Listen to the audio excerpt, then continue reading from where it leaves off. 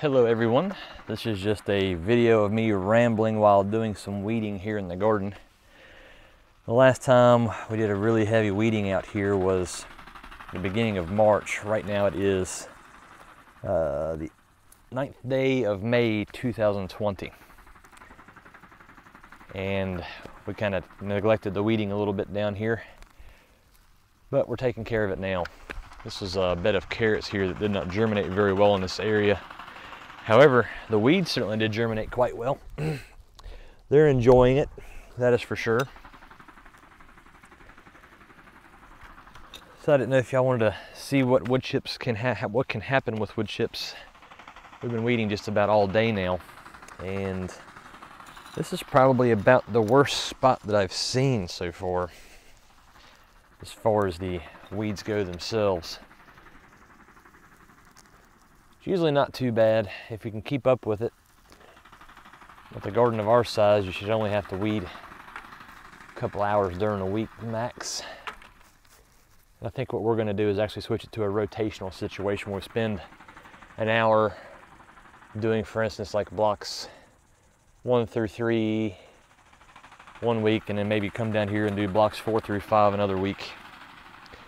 And we have them set up in blocks. It's just because of how we use the paper chain planter, just what we'd call it, so we can go ahead and have a conversation and move on with that conversation as well. But it's just a part of the fun.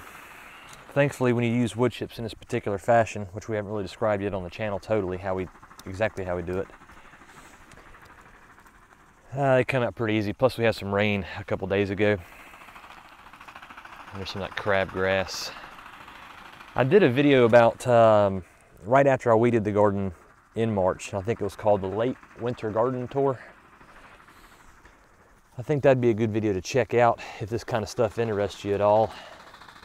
That way you can kind of see how the garden was. I do plan on, after we get everything cleaned up here, recording another video for you guys so you can see the garden as it's going right now in full swing. One of the big pushes that we're having right now on farm is that we're going to have a video shoot here this coming Sunday. I got a couple camera people coming to do some recording. See if we can't make a little bit better of a channel trailer or some video for advertising purposes.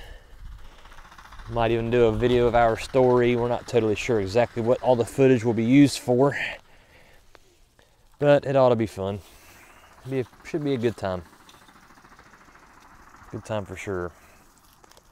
The nice thing about it is, again, all this stuff's coming up pretty easy. It's not too big of a deal.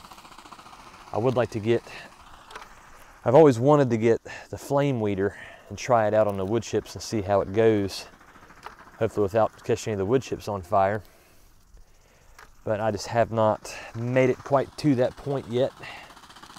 So right now we're just gonna go through here and do it by hand. I think this wouldn't be an ideal situation to use the flame weeder anyway, because we do have some carrots here we're trying to salvage. I will have to destroy some of these doing this weeding. That is for sure. But again, it's just a part of the fun. Big part of the fun.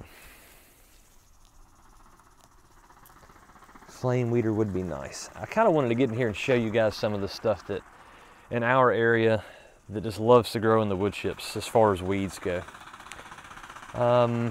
Of course, the crabgrass is what we call it. Oh, I'm just tearing up a carrot, didn't mean to. The crabgrass, as we call it, that always likes to grow in here. Thankfully, we can manage that pretty decently with the borders on the garden. Again, go check out that video that was called Late Winter Garden Tour 2022. And I kind of go in there and explain and show you some more about what's happening with that. As you can see, if I really start rocking and rolling here, it doesn't take that long to get the stuff out here. If I actually start trying to move and go, you know, like I was doing earlier, just kind of grabbing and going. Oh, got poked by that one. So you can kind of, it doesn't really take super duper long to get through here and get this stuff cleared out. Now, this is a new one on me this year. These are really wanting to grow in the garden. We kind of shot ourselves in the foot here on the weeds this year. We typically don't see this many weeds when we use the wood chip method that we're using, but we've had to modify that here. Usually don't see that many, but we kind of shot ourselves in the foot.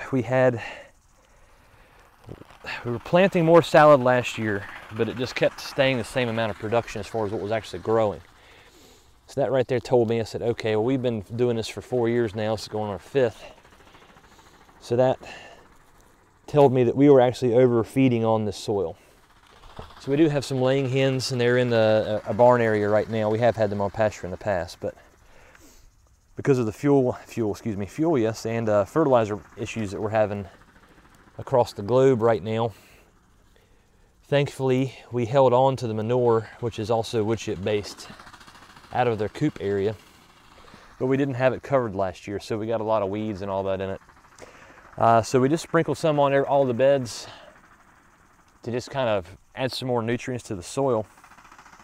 And as far as the production of the salad mix, it's done really well so far. I can already see the benefits of that. We also do put a little bit of wood ash from the wood stove that we burned during the winter. We do put that in here as well.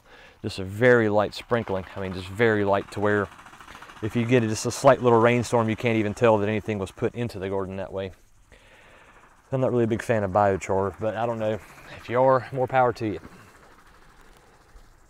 I just think ashes does just about the same thing as biochar, in my personal opinion.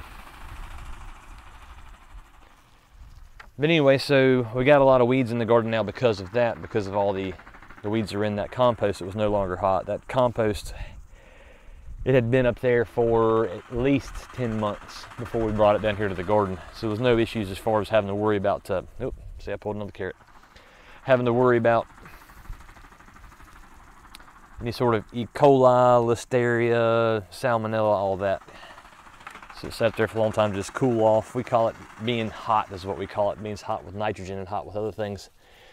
So just let it cool off, let it calm down, and it's been working good except for this part of it. But again, this is what I expected. I'm not surprised by this one bit. So these are the new ones as a result of using that chicken compost. Of course, I've recovered the grass. The next one that we see a lot is these right here. They're some sort of nightshade. I don't know exactly what they are, but they have a whole lot of prickly spines on them. So what I do is, you see me digging down there, I dig down deep and grab it by the root.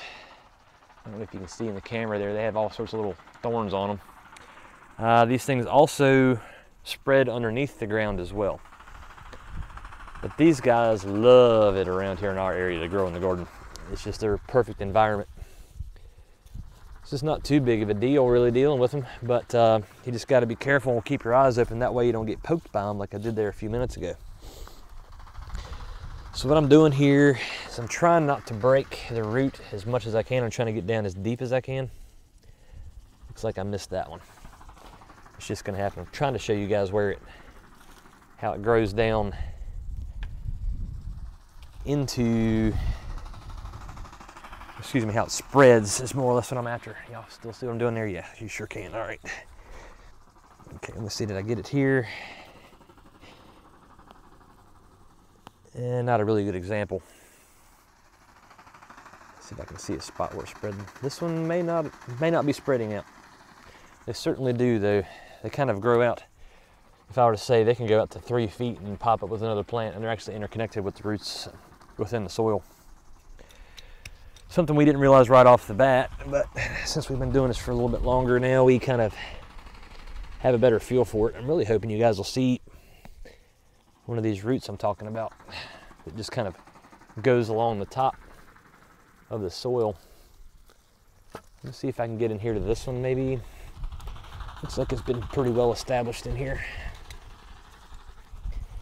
Get down there in below as much as I can. Oh, almost. I was trying to run through here, but it did break off. And where's another variety of weed that we get a lot of in here? I don't see it hanging out right at the moment. Anyway, those are basically the two predominant ones that we have in here the most of. These are kind of new for this year. See them periodically, but not a whole lot. When they're little, they're not too bad. When they get bigger, they actually get thorns on them. One other thing I want to tell y'all before I go ahead and get this done faster than what y'all are seeing me do right now is that generally with this situation, we don't always usually worry about little bitty weeds. Let me see if I can find one. like something like that small, unless we're planting a bed, we wouldn't worry about it right off the bat. We'd wait for it to get a little bit bigger. That way you can simply it's easier to handle. You're not sitting here picking up all these little pieces, you can kind of get the bigger ones. That's pretty much true for everything but the crabgrass. Whenever I see it, there's a piece of it right there, so it just pops right out.